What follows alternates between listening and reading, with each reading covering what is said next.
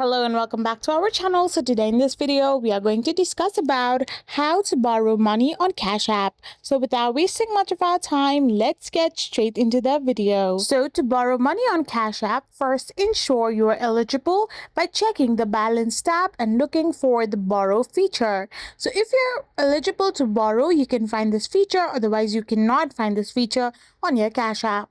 So if you are eligible, simply select the amount you want to borrow after you have tapped on the Get Started option. So you can simply borrow between $20 to $200 from your Cash App.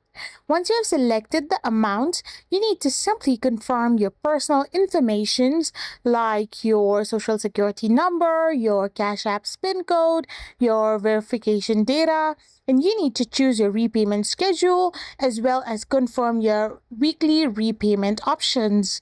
Once you have done this, simply enter your Cash App PIN code and then finally again verify that your informations are correct or not. After you have done this, you need to simply scroll to continue to your borrowing process, and by this method you can simply borrow money on Cash App. I hope you found this video helpful, so don't forget to hit that subscribe button and to give us a thumbs up. Thank you for watching.